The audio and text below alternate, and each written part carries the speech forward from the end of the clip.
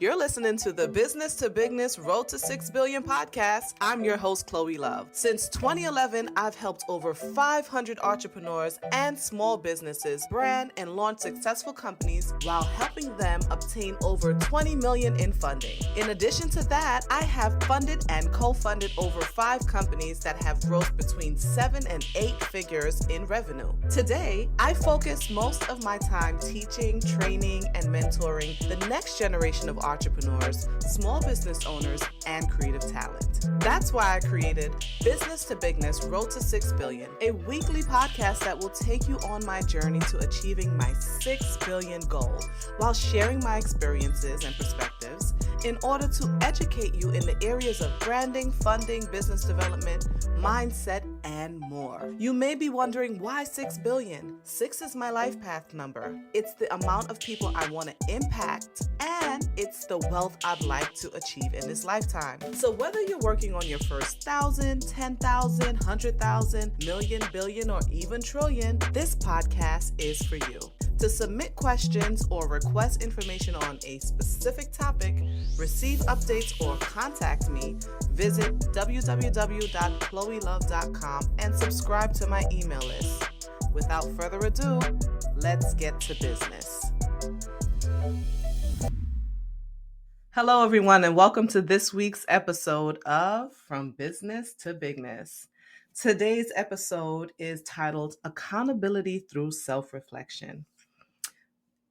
And as usual, let's start with the quote of the week. So the quote of the week is, attract what you expect, reflect what you desire, become what you respect, and mirror what you admire.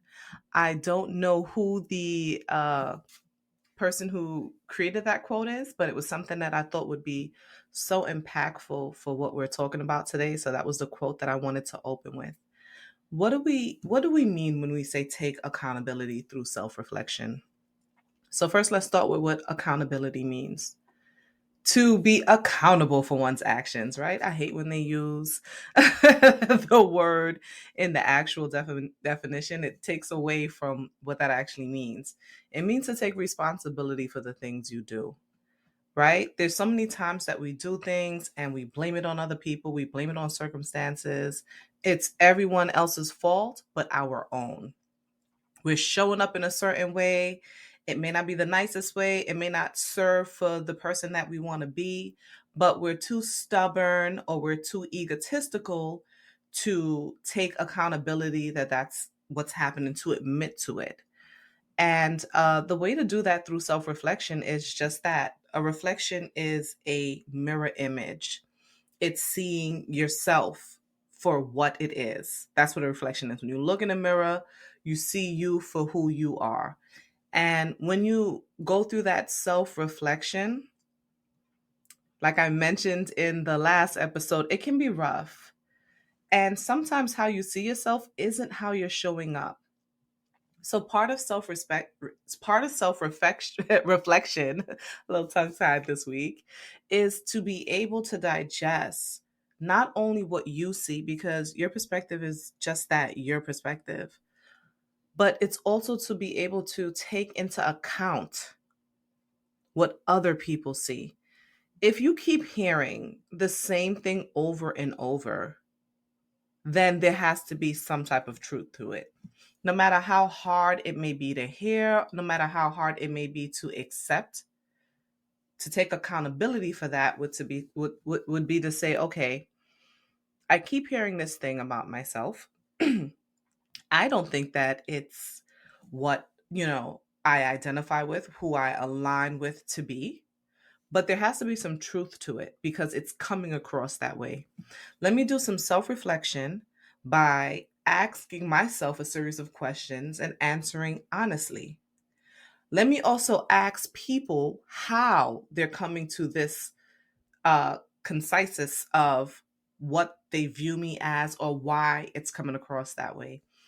And being able to listen, no matter how hard or how against you may feel like what people are saying, digest it, look to see if there's any truth to what they're saying, take responsibility for doing or not doing, because accountability could be something that you're doing or something that you're neglecting to do.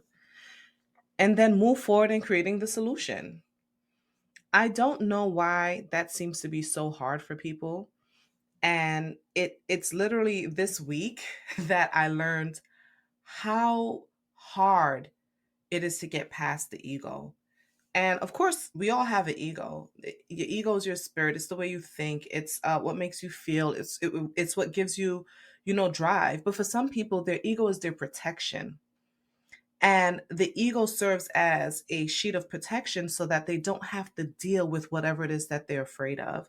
So that can be their guard, their wall. Um, and to break past that wall, it's the wall is so thick and has been forged so hard that they can't even get past it. It's been there so long that they may not even know that wall exists, right? That ego is so strong. And I I had a conversation with my husband this week, and I was telling him, sometimes when you hear things about yourself, it may not be the best things that you hear, or you may take accountability for it and be okay with it. One thing that I've heard a lot was that I was abrasive from people. And I kept saying, why do people think I'm abrasive? Like maybe new people who met me thought I was abrasive, but people who know me, or it depends on how you meet me, feel like that's the furthest thing from the truth, right? So I'm in a mom CEOs group. That one of my best friends is the co-founder of Hey Mama, and she doesn't think I'm a great abrasive. She thinks that I can be stern and to the point, but not abrasive. Whereas some of the people I may have met in the music industry or that wants to do business with me and may not get the answer that they want, or may not appreciate um, my transparency on how I feel about something or why I don't want to do something, may take that as abrasiveness. Knowing or having the discernment to know the distinction between the two, when it's someone else's ego that's upset because of what your stance is, versus you may be coming across rude just because it's something that you don't want to do. Um, and rude doesn't have to be intentional. It could just be that you took no time to put a little bit of charm, or soften the blow. And it doesn't make you a liar or fake because you don't deliver something with a hard blow, or you don't have to be so as a matter of factish about it. It just means that you have tact, or that you can deliver things with grace and still be strong about it. You can still be stern in it, and you can still set the boundary that you need to get your point across. These are all things that take self-reflection. Like, could I have said that better? Could I have delivered that better? Was this the right answer for this situation? And you have to be able to remove your ego to just digest the information on a neutral plane. And for a lot of people, it's the hardest thing to do. I have become better and better at it when it involves me. So if it's about me, I can listen, I can take the criticism. Whether I choose to agree or disagree is it's my choice, right? So, but to get to the bottom of what does this really mean? Am I this thing? Have I come across as this thing? And do I want to even change that about myself?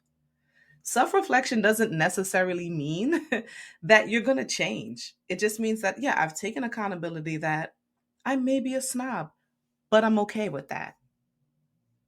I own it. I don't want to change it.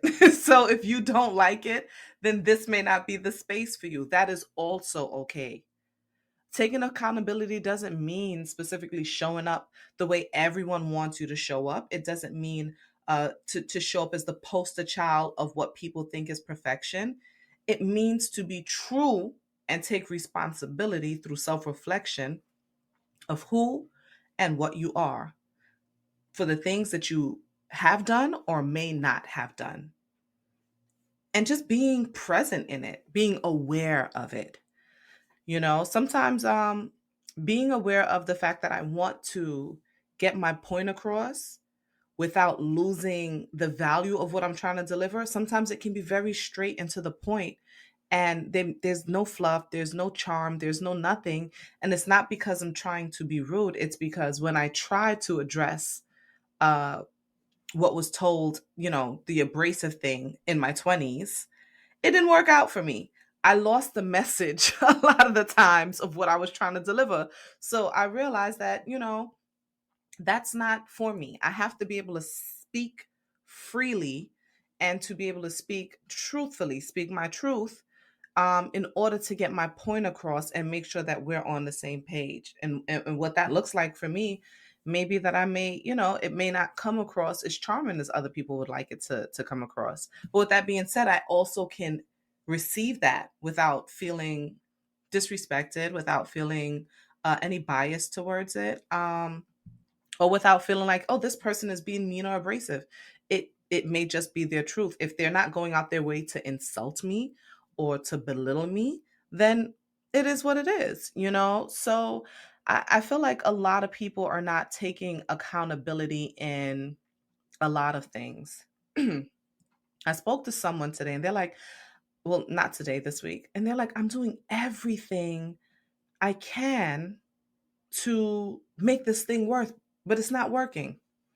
Then when I start speaking to them about, well, what are the things you're doing? It was nothing close to the everything that you can.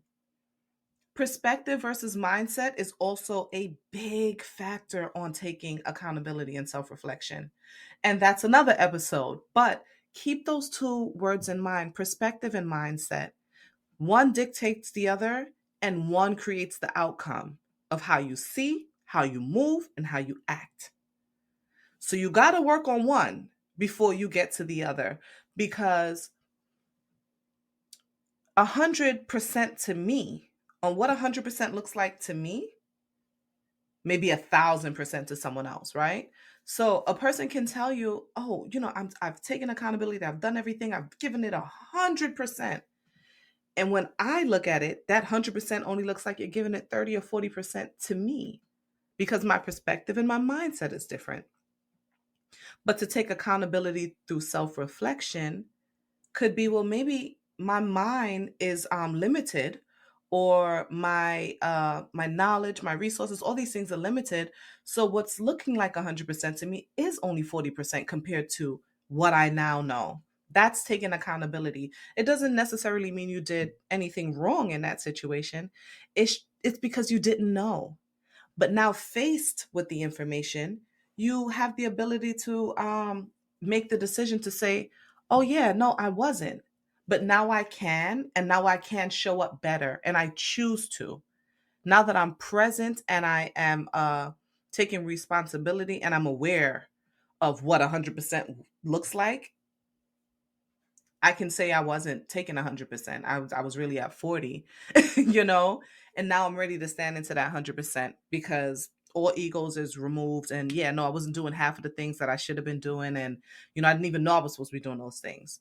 But now that I do know, I'm going to show up in that way. And I'm going to also show up in the way of uh, investing into my skills, right? Because that's a part of not knowing, investing into my skills, my knowledge, and things of that nature, putting more time into figuring out the things that I need to know and being around the people that I need to know.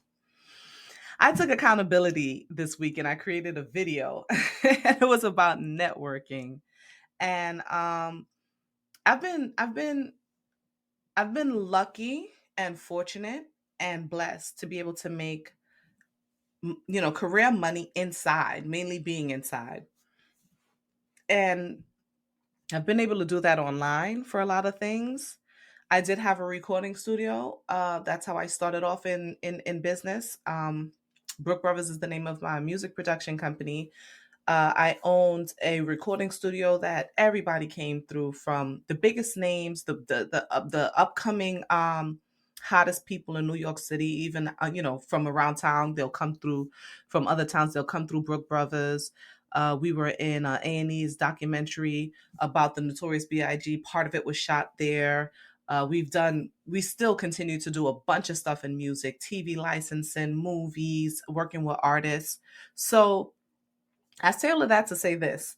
I'm not a producer. I do write sometimes, but I'm not in the studio like that, right? I'm not outside like that. Um, on the behind the scenes, helping with funding, executive producing, getting the things that we need, whether it's software, whether it's hardware, whether it's building the studio, whether it's whatever the artist needed at that time. And I was able to do a lot of that from behind the scenes. I'm having a lot of meetings, I'm on the phone. I didn't have to be in person that much. And I was able to be successful without being in person. Fast forward, we closed the studio because the space no longer served us. The environment of the location changed dramatically in the 8 years that we were there. So we decided to move on to something else. We still have the music production company. We're still, producing for some of the biggest names, some of the best publishing companies. We're still doing all that stuff, but we just don't have the in-person space. So I decided to move into women's empowerment. And I did that because of the experience I had being a woman in the music industry. And not just being a woman, but being a woman of authority, right? I am the CEO of my company. My husband is signed to the label. My husband is signed to my management company. So my husband, in all reality, works for me. And most of the men on everybody on the label worked for me. Whether you were an artist, a songwriter, if you were signed to my management company, you worked for me. I had like maybe 13 men and 2 women, but yet every time I walked into a room, if there was a man there, he passed me straight and would talk to one of the producers or one of the artists, and then realized he had to come back to me to do business. So it made me want to open up Women with Voices for a place to support women in all walks of life, but in their careers, in entrepreneurship, in the workforce, in the world, and how we're overlooked or there's no accountability taken for the roles that we play, right? For a man to walk into a room and shake everybody else's hand but yours, or not even say hello, and you're actually the person here to sign the check, is crazy. So we opened up Women with Voices. How did I do that? By sliding in people's DMs. I was the queen, and I still am the queen of sliding in people's DMs like, "Bless queen, how you doing? My name is Chloe. This is what I'm doing. I would love to get to know you. Want to hop on a call?" And I made a lot of friends that way. As a matter of fact, Jordan Emmanuel, my baby girl, the godmother of my kids, I met on Instagram. So that cemented, in my mind, that I could do this inside. I don't have to come outside. I'm making great friends. I'm making great money. I'm building another community. What am I coming outside for? And when I do come outside, it's going to be limited. Like, I'm throwing an award ceremony, so I'm going to come out for that. I'm hosting a class, so I'm going to come out for that. But I wasn't really going out to places and networking. I would show up for things sometimes, but I wasn't consciously networking in that way. But I used social media for what it needed to be used for. I contacted and I connected with people, and I was able to forge and build relationships. Katya. Katya is somebody that I met, that reached out to my then publicist to book me for a speaking engagement. And then from there, I joined the Hey Mama community, and we forged a beautiful relationship. Since meeting Katya, things have changed a lot, I must say, because Katya is an outside networking, in person type of person. So she's like, "Come with me. I'm doing this. I'm hosting this thing. You have to be here." Very when she's networking, "You got to meet my best friend Chloe. You gotta, meet her," and telling people about what I got going on. So it puts me in a position to not have to show up, right, to these people in person. And I must take accountability. I was not doing myself a justice by not having those in person experiences, by not entering rooms where people can see me, feel my energy, have those conversations, and just be in my space to connect and to forge positive relationships. And I self reflected on why and where that came from, why I was such a homebody. I said it in my last episode, but I love like astrology. I love, human design, numerology, you know, looking into your life path. I love all the mystical things, right? So I did my human design chart, and it's so funny. It says that I dwell in caves. And that makes sense. Like in my 20s, I had like a basement apartment at my house. And when I go to people's house, I like to hang out like in the dark rooms in the basements and kind of be isolated like a bat. So that was part of like my human design. The good thing that I love about like astrology and all these things, which is going to be a whole nother episode on how I utilize these things for business and success, is that just because like that's something that's there that doesn't serve you, it doesn't mean that you have to be married to it or now, so this is it, I'm doomed. There are so many ways and resources and tools that you can utilize to overcome it, such as affirmations, quotes, crystals, candles, colors, things like that that you can put out into the universe to ask for help. That again will be a whole nother episode, but I say all of that to say this is when you self reflect, it may come in different tiers. It may be conversations to yourself. It may be looking into astrology. It may be looking into spirituality. It's really digging deep past surface levels. And I did that. And in doing that, I uncovered so many things that were coming across as obstacles and stopping me from showing up 100% in what my intention was, and finding that balance of what it means to really put myself out there in a comfortable, positive way that also served me and made me happy, not because other people felt that I should do it, but that it was a place of enjoyment for me, because energy and how you feel in something plays a big role in your outcome. And I made a video that I'll be putting up very soon, and it basically it admitted that I take accountability, that I didn't just do this. I told people, you don't need to go outside, you don't need to network, especially after the pandemic. Man, people are used to this. But since the pandemic, and I've met people, and I've held events, and I've created panels that the energy in the room couldn't be replicated in any other way.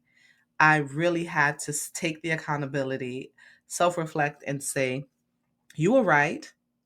I was right too.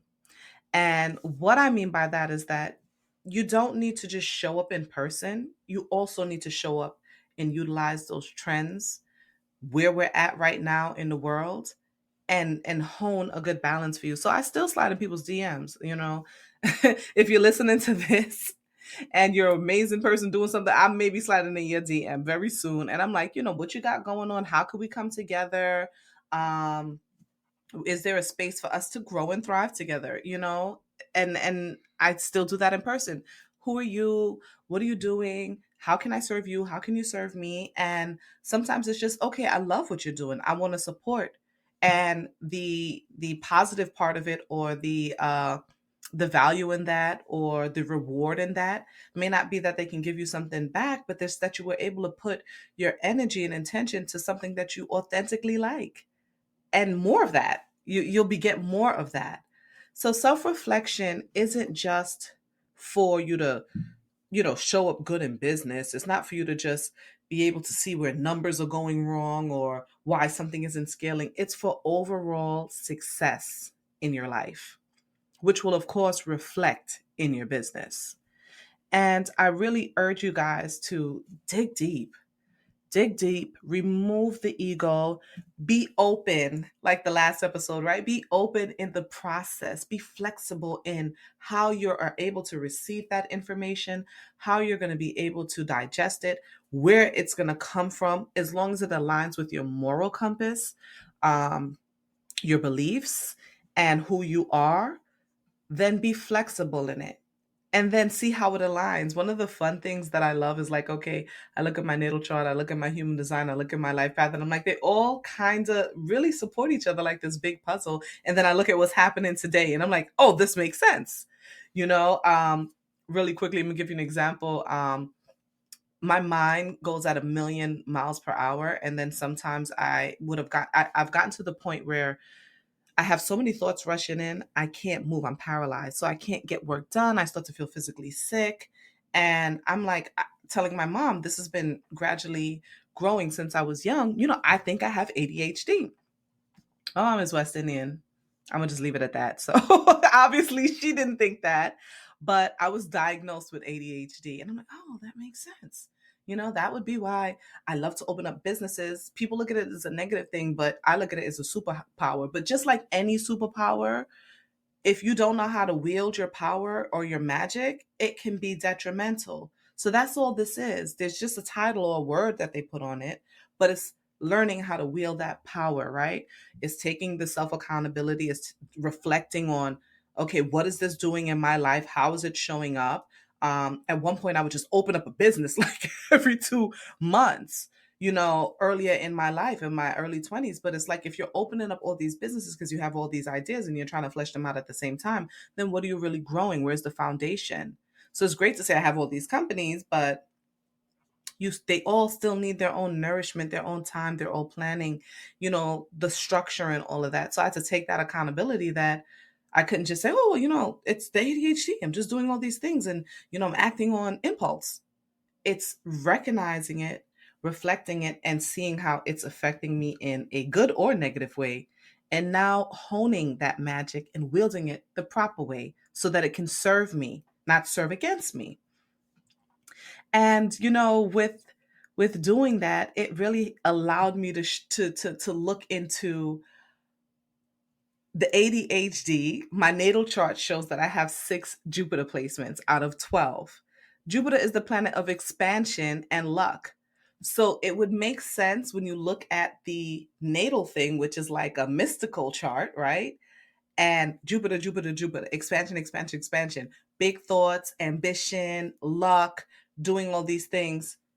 In carnally, that would equate to what ADHD looks like. The over hyper, constantly doing something, constantly creating an expansion of thoughts. They married each other. And I was like, I've seen it so many times where there's a scientific or medical explanation. And it's like, well, this is what this kind of says here. And bringing those things together, it's like, it was so cool to see, for one, but also to help me self reflect on different levels and different tiers and address it. I say all of that to say this, it was cute or whatever, but yeah, I gotta address this, and I have to make sure that I have some control over this, that I get this thing under wraps, because too much of anything, whether it's expansion, whether it's luck, it can be detrimental if we are not taking accountability for how we're showing up and we're not self-reflecting on how it is serving us or not serving us. And we got to be able to do that from an unbiased standpoint. We have to remove ego when we're doing those things, to make sure that we're showing up as the best us. We're never going to get to perfect, but if we constantly strive towards perfection, I promise you, tomorrow you'll be a better you. Next week you'll be a better you. Next year you'll be a better you. And the more that you reflect and grow, you'll look back 5 years from now like, wow, I've come such a long way. But staying humble and removing ego to know that I still have a long way to go. You'll constantly be self-reflecting, taking accountability, and evolving into a better you, showing up as the best you. So don't be afraid to self reflect. Don't be afraid to take accountability. Being wrong in something doesn't make you weak. Being able to admit it actually makes you stronger.